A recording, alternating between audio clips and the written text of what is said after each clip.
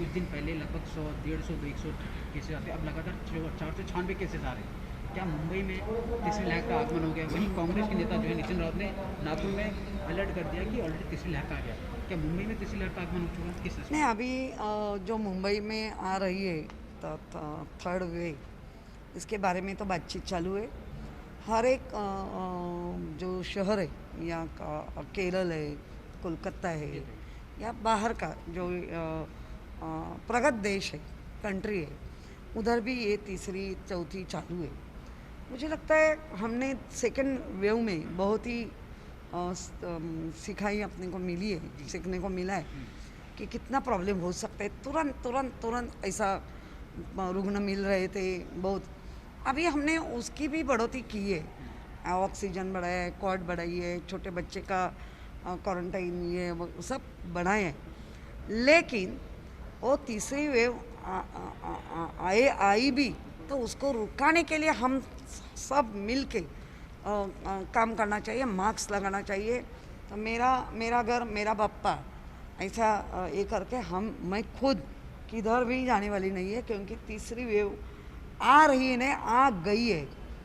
नागपुर में तो ऐलान किया गया है, तो मुझे लगता है हर एक ने खुद को संभालना चाहिए।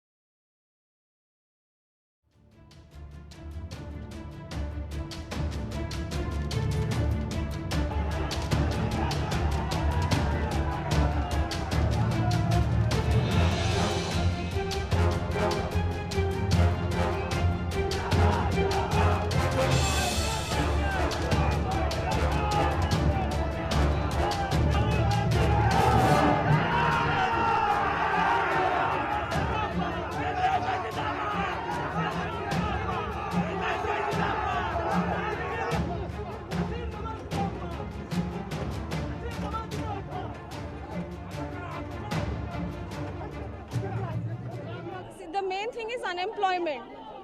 The Modi government had promised 2 crore jobs every year, and same the BJD government had promised 2 lakh jobs per year, and it's been 21 years, and we can see what recruitment they did.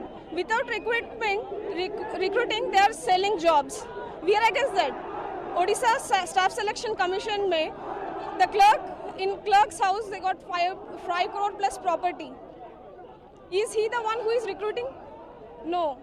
Then we can see how the commission is corrupted. We want justice for that. We want a sitting high court judge to inquire on this.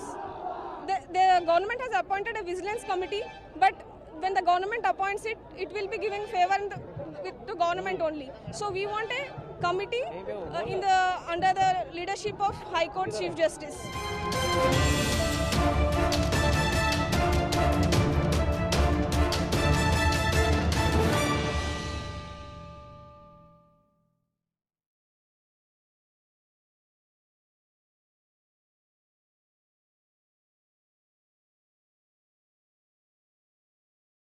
Middle class school अभी DDMA की बैठक में इस पर चर्चा होगी, जैसा last time तय हुआ था, उसके बाद फैसला। हमने ये एंटरप्रेन्योरशिप माइंडसेट कार्यक्रम शुरू किया और इसमें बच्चों की एंटरप्रेन्योरशिप प्रतिभा को निखारने के लिए हमने ये योजना बनाई कि हर एक बच्चे को 2-2 हज़ार रुपए सीड मनी के रूप में दिए जाएंगे 11वीं और 12वीं के बच्चों को, और उन बच्चों को फ्रीडम दी जाएगी कि वो अकेले या अपने छोटे छोटे ग्रुप्स बनाकर अपने बिजनेस आइडियाज लाएं और 2-2 हज़ार रुपए, 4,000, 10,000, 20,000 रुपए के इस सीड मनी को इन्वेस्ट करें और उससे बिजनेस करने के तरीके सीखें, मार्केटिंग सीखें, प्रोडक्शन सीखें। इसका मकसद ये नहीं है कि वो कोई प्रोडक्ट बना लें और उस प्रोडक्ट को हमेशा के लिए उससे जुड़ जाएं। इसका मकसद है कि उनके अंदर का डर निकले, उनके अंदर एक समझ बने, उनके अंदर इस बात की भी समझ बने कि वो हमेशा जब पढ़ के जाएं तो केवल जॉब सीकर ना बने बल्कि जॉब प्रोवाइडर भी बने। हमारे देश के अधिकतर बच्चे जब जॉब प्रोवाइडर बनेंगे तो भारत को विकसित देश बनने से कोई नहीं रोक सकता।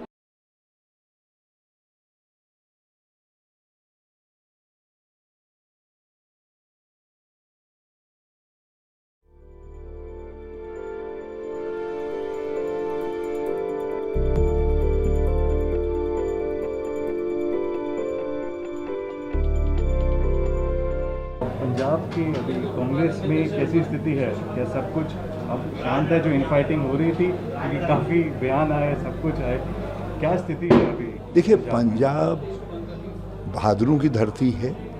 लोग अपनी बात कहते हैं, बलपूर्वक कहते हैं, शक्ति के साथ कहते हैं और लोगों को लगता है कि आप तो कुछ झगड़ा होगा, लेकिन ऐसा नहीं है। वो खुद उसका रेजोल्यूशन, उसका समाधान निकालते हैं और ऐसा नहीं है कि पंजाब में हम कोई समाधान निकाल रहे हैं। ये तो पंजाब कांग्रेस और उसके नेतागण स्वयं समाधान निकाल रहे हैं और मुझे पूरा भरोसा है कि ये सब एकजुट भाव से चुनाव हो जाएंगे। तो कैप्टन वर्सेस सिद्धू अब नहीं है आपके? यदि होगा भी जब तो ये कांग्रेस के लिए प्लस होगा।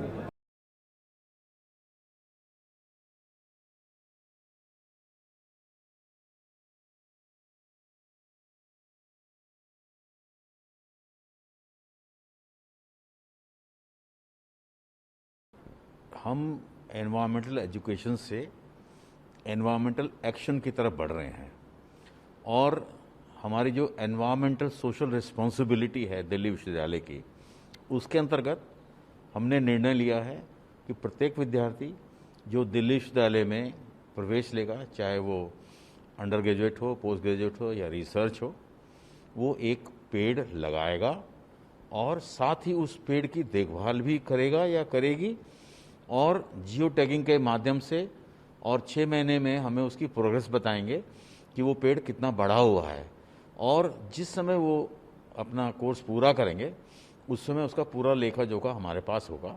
तो हम चाहते हैं कि केवल पेड़ लगाए नहीं जाएं बल्कि पेड़ बचाए भी जाएं। हमारा जो विश्वविद्यालय का सेंटर फॉर हिमालयन स्टडीज़ है, ये बेसिकली उसका आइडिया है और उसके माध्यम से ही इसमें तकनीकी सपोर्ट हमें मिलेगी और उनके ही माध्यम से हम ऐसी व्यवस्था बनाएंगे कि उसकी निगरानी भी हम कर सकें। ये जो प्लांट्स हैं, ये बच्चे जहाँ जहाँ वो रहते हैं, चाहे वो डेजर्ट एरिया में रहते हैं, हिल्स में रहते हैं या कोस्टल इलाके में रहते हैं, वो अपने घर के आसपास इस प्लांट को लगाएंगे। इसीलिए हमने कहा ना 6 महीने बाद उसकी एक प्रोग्रेस हमें देंगे। तो अपने घर के आसपास जहाँ भी वो रहते हैं वहाँ पर ये प्लांट को लगाएंगे। हम चाहते हैं कि भारत में हर जगह, क्योंकि दिल्ली विश्वविद्यालय के छात्र हर क्षेत्र से आते हैं, तो हर क्षेत्र में प्लांट लगें। इसका कंसिडर दिल्ली यूनिवर्सिटी में ना लगे। और मैं ये बता देना चाहता हूँ कि इसकी शुरुआत 15 अगस्त को मैंने खुद एक प्लांट लगाया है। मैंने ही नहीं बल्कि हमारे जितने भी यूनिवर्सिटी के ऑफिशियल्स हैं उन सब ने एक प्लांट लगाया है और हम भी उसकी मॉनिटरिंग, जिस प्रकार हम छात्रों से चाहते हैं, हम खुद उसकी मॉनिटरिंग कर रहे हैं।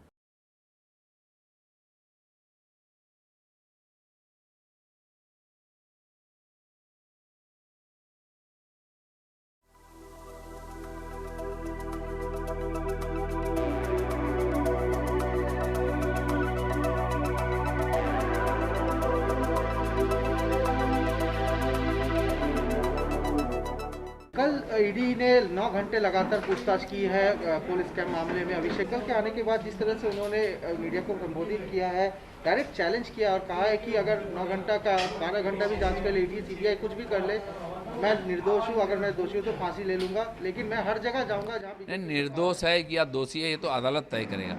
फांसी होगा या तो जेल होगा, वो अदालत तय करेगा। उनका ये अधिकार भी नहीं है। हाँ, अपने को साफ पाक साबित करने का जिम्मेदारी उनकी है, जबकि उनके ऊपर अभियोग आया है और इंक्वायरी लगी है। और देश में हर जगह होता है। हमारे बड़े बड़े नेताओं को सीबीआई ने, ईडी ने कई बार बुलाया, पूछताछ किया है और उन्हें जांच के सामना किया और निर्दोष होकर निकल करके आए। अभी प्रोसेस शुरू हुआ, इसमें घबराने का क्या है इतना।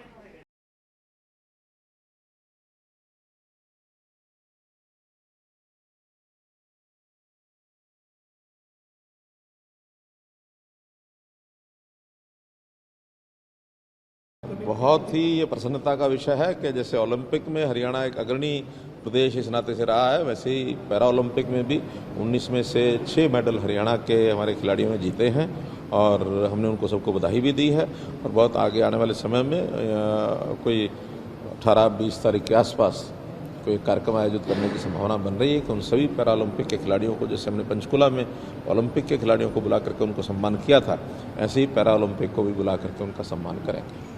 देखिए, लोकतंत्र में हर किसी को अपने कार्यक्रम करने का एक अधिकार होता है, तो किसानों ने आज जो एक सभा अपनी बुलाई है वो वहाँ चल रही है और साथ ही एक 11 मेंबरी कमेटी किसानों की बनी है, उनके साथ एडमिनिस्ट्रेशन की बातचीत चल रही है और मुझे लगता है कोई ना कोई अमिकेबल रास्ता उसमें से निकल जाएगा।